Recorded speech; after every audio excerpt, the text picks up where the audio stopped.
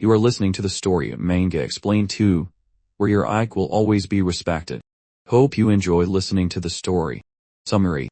Following the previous chapter, Jin Mulin made a surprise return. She had intended to quietly prepare a surprise for Shen Lang, but she unexpectedly witnessed him being intimate with another woman. However, what astonished everyone was that she didn't get angry or confrontational. After a few sweet nothings skillfully whispered in her ear by Shen Lang, she was completely charmed. Seizing the opportunity, Princess Ningyan tiptoed away. The next morning, Princess Ningyan finally made her appearance. As usual, she spoke boldly, but her heart trembled. It was brave of her to sit at the same dining table, and even braver to face Mulin, with a look that seemed to say, "I'm here to compete for your man, what can you do about it?" Niner, Yener. Ningyan's appearance surprised Shen Lang, who thought to himself, "Damn, if you're so scared of eating with Mulin, why force yourself to come here?" Thinking this, Shen Lang turned to Mulin and asked gently, "Darling, how is the construction of our great ship progressing?" Mulin's eyes lit up as she replied, "It's more than halfway done." Shen Lang had once promised Mulin that as soon as he eliminated the third prince and the crown prince to help Ningjang ascend the throne, he would travel the world with her on the ship. The vessel cost a staggering 150,000 gold coins, with the entire expense covered by the Heavenly Tao Society. He thought with exasperation, in this world, there really are people who can squander fortunes so naturally. After a quick calculation, Shen Lang said cheerfully, "Once I've dealt with Ning Yai and Ning Kei, our great ship should be complete. The timing is perfect. We'll set sail then. It seems the day of our departure is drawing near."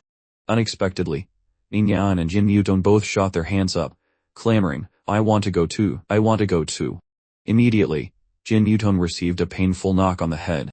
The poor guy had been the one to take the blows since childhood. Jin Mulin scolded him irritably, "This is all because you're useless, making your brother and law still have to struggle out there.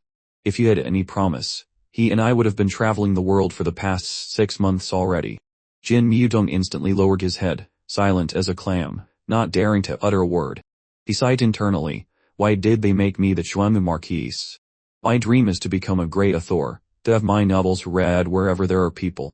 On the other side, Ming Yan bit her lip and stomped hard on Shen Lang's foot under the table. She felt that Mulin's recent strike at Jin Yudong was actually meant for her, a clear warning to put her in her place. She fumed with anger, certain that Shen Lang had noticed. This womanizer, Shen Lang, could only sigh helplessly, as if to say, "There's nothing I can do." The scene shifts to a secret chamber where Li Tangqiu held a still, steaming bowl of rice, a broad smile on his face as he chirped, "Time to eat. Let's eat." Suddenly his wife, in a fit of madness, knocked the bowl from his hands, shattering it. The truth was, her eating habits were now no different from a wild beast's. She would throw the bowl on the floor, and then crawl down to eat with her mouth. Sword King Li Tangqiu, of course, couldn't bear to watch this, so he tried to feed her with a spoon, coaxing gently, "Let's use a bowl and spoon to eat, shall we?" Witnessing this, Shen Lang thought to himself, she was never this crazed before. But after just a few months apart, she has completely degenerated into a beast, devoid of any sanity. The Sword King had to exhaust all his strength just to feed his wife one bowl of rice. Afterward, he sat down, panting with fatigue. Shen Lang said, "The Sky Sea Pavilion is an extremely powerful faction, and they are masters of medicine. They should have a way to cure your wife not through sorcery, but through righteous, orthodox methods. That's why I advise you to take her to the Sky Sea Pavilion, believing they could lend a hand. I also think there must be some deep connection between your wife and the Sky Sea Pavilion." The Sword King quietly replied, "I know." Shen Lang continued, "But the Sky Sea Pavilion refused to help." Sword King Li Tangqiu let out a soft sigh, a sigh devoid of blame or resentment. But its underlying meaning was clear. He understood his status was too low in the eyes of the Sky Sea Pavilion. Someone like him was not worthy of their help. In that case, Shen Lang went on, "Let's do it my way, no matter how risky.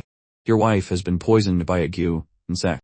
Theoretically, I should be able to use the golden bloodline from the big idiot to draw all the Gu insects out of her body. But the biggest problem now is that those parasitic insects have become a part of your wife's body, even becoming the very energy that sustains her life. It's like certain highly venomous snakes that, once their venom is extracted, will also quickly die of exhaustion. Therefore, I cannot draw the insects out. But I must still eliminate the toxins in her body. The only way I can think of is to fight poison with poison. I have experimented with a Gu insect from Chu Yin's body that may be able to counteract the poison in your wife. To do this, I need to inject a large amount of neurotoxin goo and sex into her body.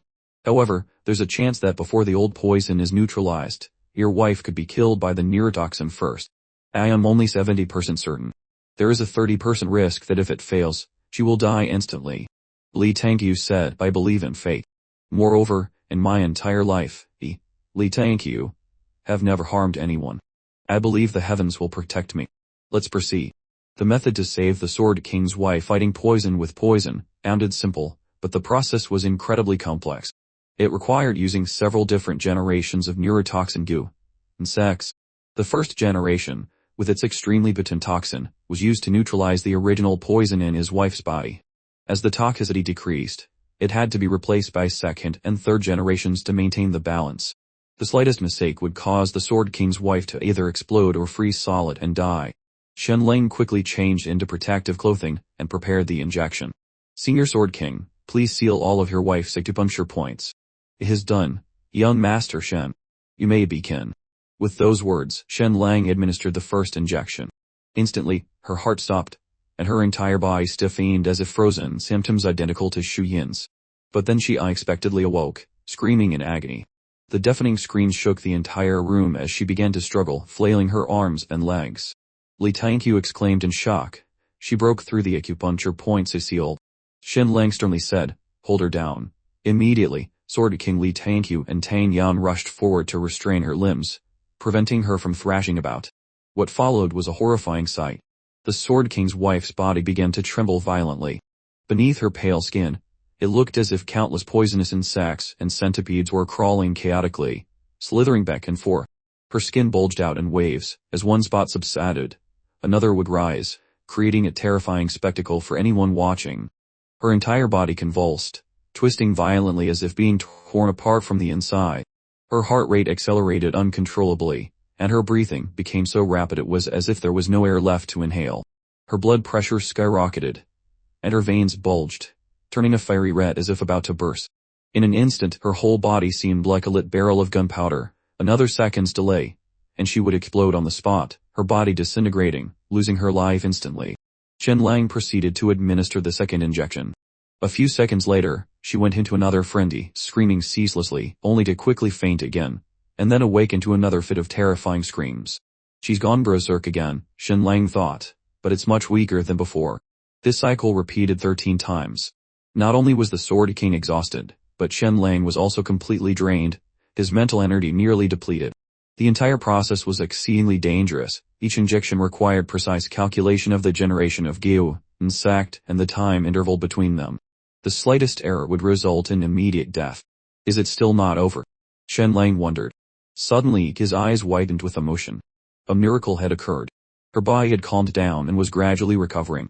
Seeing this, Sword King Li Tangyu was so moved that tears streamed down his face.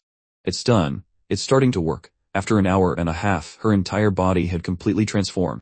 Shen Lang used his X-ray vision to scan her body and thought to himself, the lady's skin is much better, but a full recovery will take at least 1 to 2 years. Furthermore, due to the paralyzing effect of the gut poison, she cannot wake up immediately. She must rely on her metabolism to slowly eliminate the toxins. It can be considered a success. Shen Lang said, Senior Sword King, in about half a month, your wife will awaken. Li Tangyu was still overwhelmed with emotion, tears of happiness rolling down his cheeks. After more than a decade, she was finally free. Shen Lang then departed. Let's go. Let the Sword King stay with his wife. Sometime later, in the bathroom of the Marquise's residence, Shen Lang was soaking in the bathtub while Jin Nulin messaged him. Even a king couldn't ask for more. Suddenly, Shen Lang suggested, my dear, bathe with me. Jin Nulin unblushed, red, flustered. Stop fooling around. Weren't you just complaining about being tired? But Shen Lang gave her no time to think, immediately pulling her into the tub with him. The two gazed at each other, full of affection. In this romantic setting, Shen Lang was about to place a passionate kiss on her lips, but she stopped him. Don't, she stammered, let's wait until tomorrow. Shen Lang was puzzled. Was Jin Nulin thought to herself, you damn rascal, you just wore yourself out with Mingyan, and now you want to have a go with me. You probably wouldn't last 3 minutes. That would be such a mood killer. I want my husband to be in his best condition when we conceive our perfect child. She mused. I wonder how beautiful our child will be. Should it be a boy or a girl? If we have the most handsome man in the world, How glorious would that be? But what if he grows up to be a filelander like his father? As if seeing through her thoughts, Shenlang chuckled and said, if my darling Mulan doesn't want to, then just let your husband hold you for a while. As he spoke, his hands began to wander, stroking her provocatively. Jian Mulan, flustered, cried out, husband, stop being naughty.